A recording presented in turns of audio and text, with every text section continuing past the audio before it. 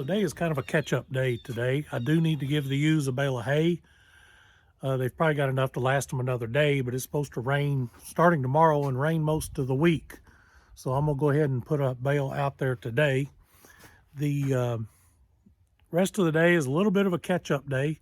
I've got an update on the breeding season and how things are going with this other ram.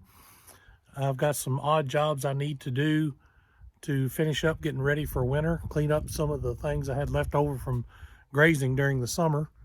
And well, if you want to hang out today, we'll see where the day takes us. Now, I don't have a place to store my round bales inside, so here's how I store them. They are outside, they're covered with a tarp, and I'll show you how I do the underneath. You can see the pallets here. I just set them on pallets, and that really helps to save the bottom of that bale. It's almost as good as storing them inside.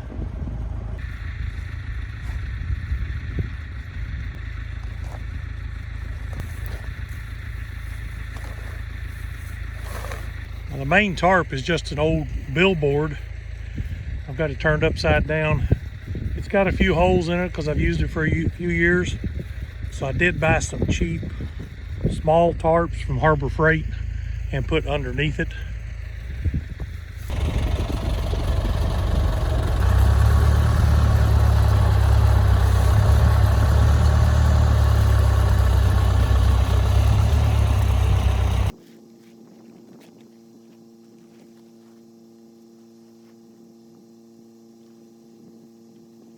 You can see, even though these bales were stored outside, the bottom of them, other than being flat, there's nothing wrong with them. The tops are good. Really haven't wasted really any hay at all. Got a little burnt right here, and it's probably from a little bit of moisture. There is a little mold there, just in that spot. A little bit of moisture that maybe came through the tarp or came up through the bale. And with that black tarp, it gets pretty hot under there. It's not as good as storing inside, but it's not bad. Well, here's what they've been eating, and they've cleaned this up pretty good. They've pretty much got all the good stuff out of it. I will scatter this out across some of the other field, and that'll just go back into the soil. Now, the way I feed this, these are just cattle panels, and I cut a section out every once in a while so they can get their heads in. Next time I have to do this, I'm just going to cut this section out and make it only one width there, whereas these others, I cut them out. My thinking was they could just reach around in there better. The downside to that is two of them try to get their head in there at the same time. Whereas if it's just cut out like that, only one can get their head in there. So that's how I feed the round bales. You'll see I stand them up on end so that the layers of the bale fall down as they eat it. And then as I need to, I can tighten this ring down if they get the bale down smaller so they can reach everything.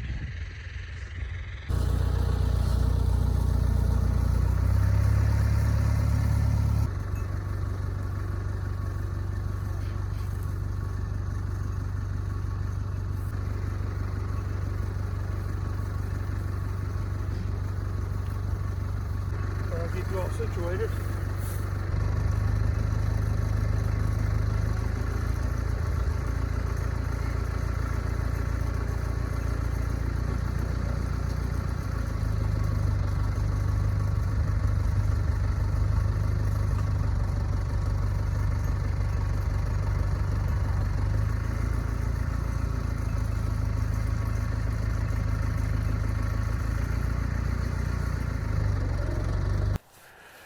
Get this panel around it.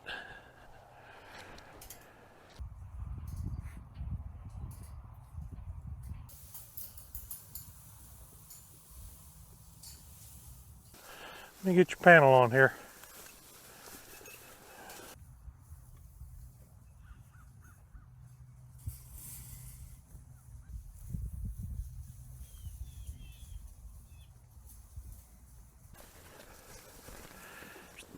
Come on out. Come on out.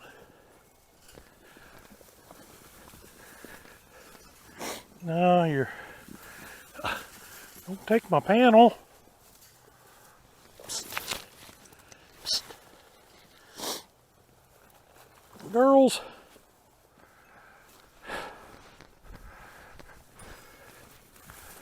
Psst, psst, psst. Psst, psst, psst.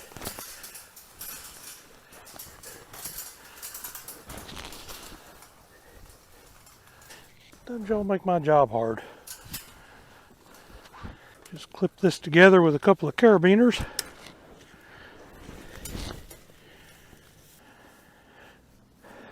And there you go.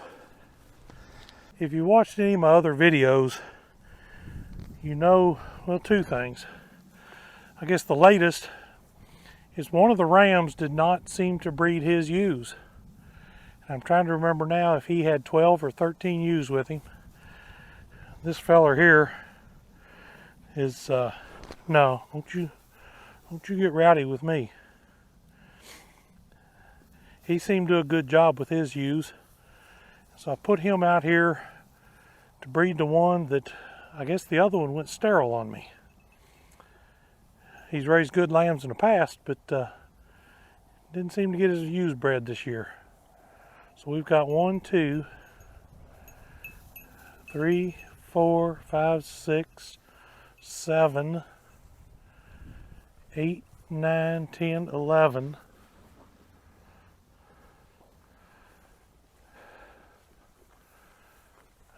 Probably 12 or 13 ewes here. They got bred with this blue marker, which is what that ram's got on. And it was 12 or 13 ewes that were in there with that other ram.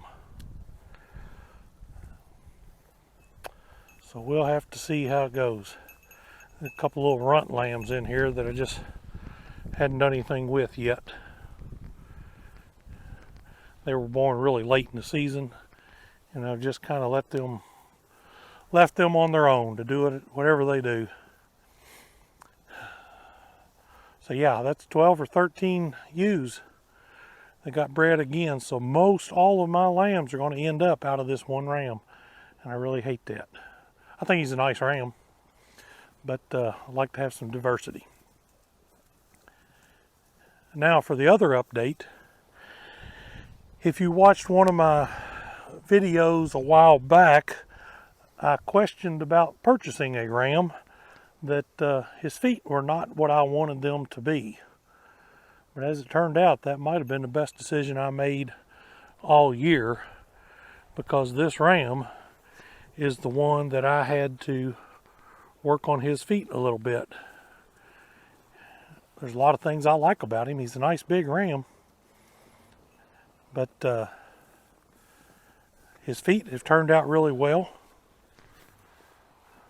And he's trying to get a little rowdy with me out here with these ewes. And I'm just not going to tolerate that. But yeah, his feet have turned out well. So that was probably a good decision on my part. I think he's trying to keep me away from his ewes.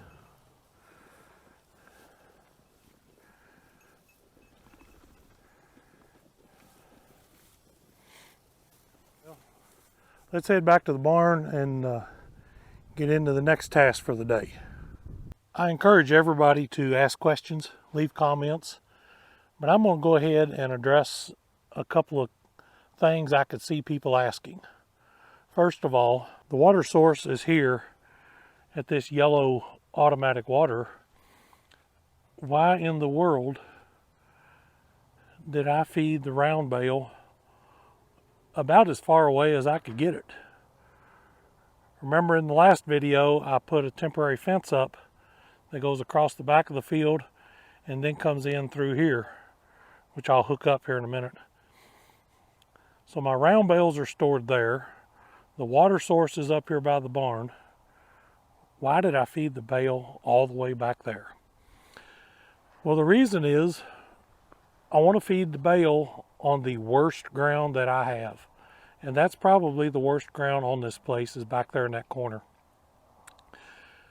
I feed it back there for two reasons. Number one, if they're back there on the worst ground, and that's where they're stomping in the ground, they're leaving some mud, they're wasting hay back there, they're not tearing up my better ground. The other thing is, those very actions of stomping the hay in the ground, leaving the manure back there, making that mess back there, improves that ground. So they don't tear up my good ground, and they're helping to improve my bad ground.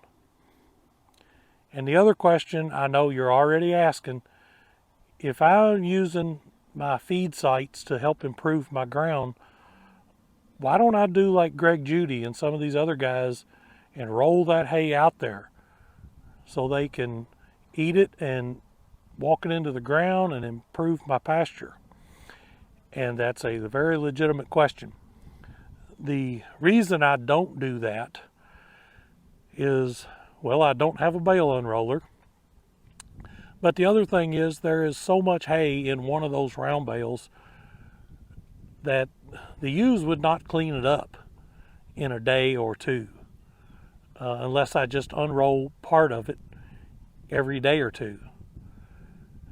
And with my work schedule, that's not a real practical thing for me to do. I can't unroll the whole thing. They would just waste way too much of it. If you're going to unroll your hay, you need to unroll what they're going to clean up in probably no more than 2 days, preferably 1 day. So in my situation, I do more of what you would call bale grazing.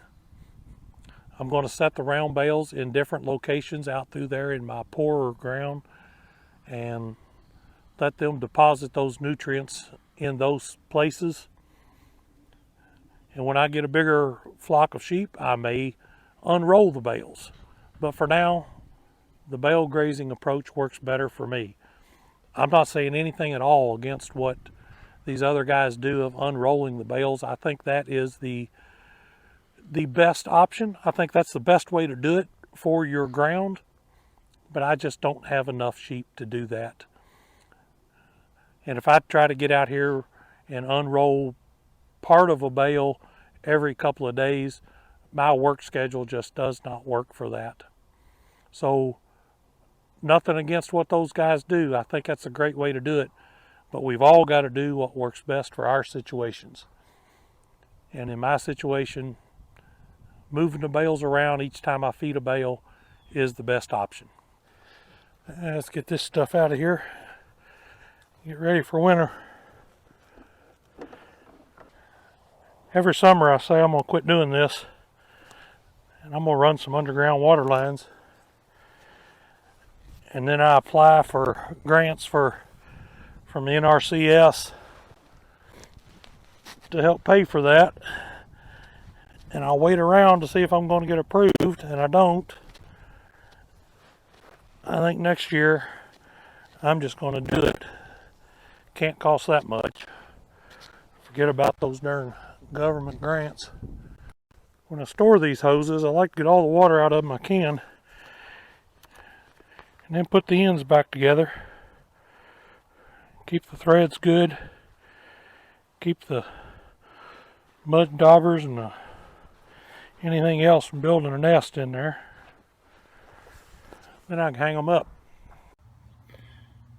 Now, I mentioned earlier that I'd like to do away with all these water hoses and put in some underground lines.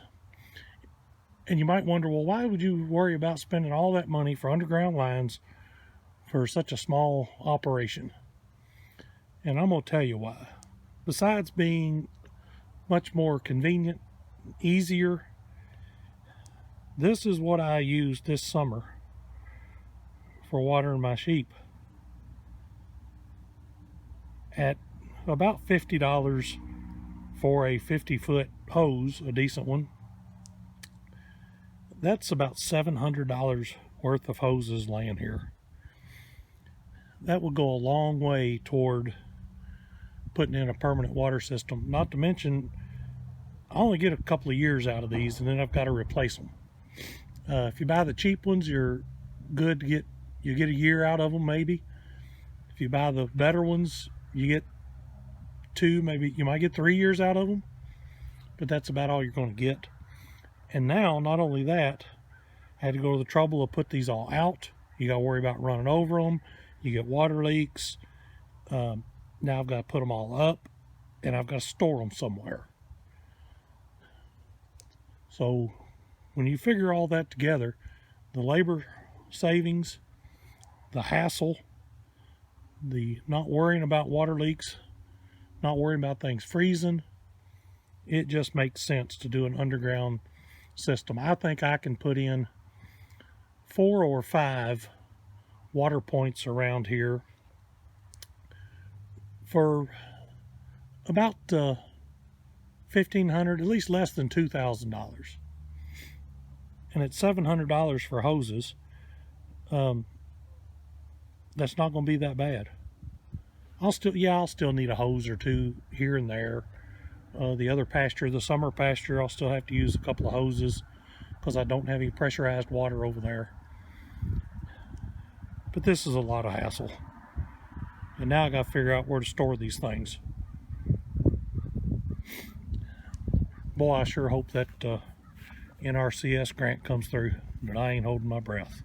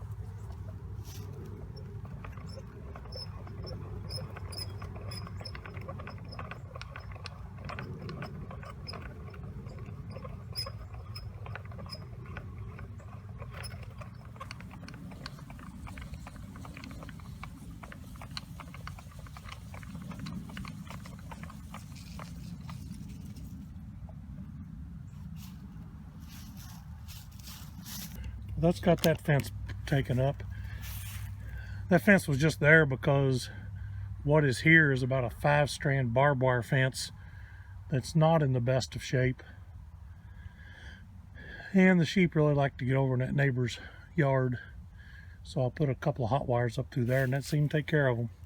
I don't want to leave this out here all winter though. It's hard on the wire if it doesn't need to be.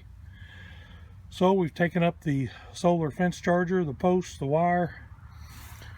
I've got my water system out of here. I think this field is ready for winter.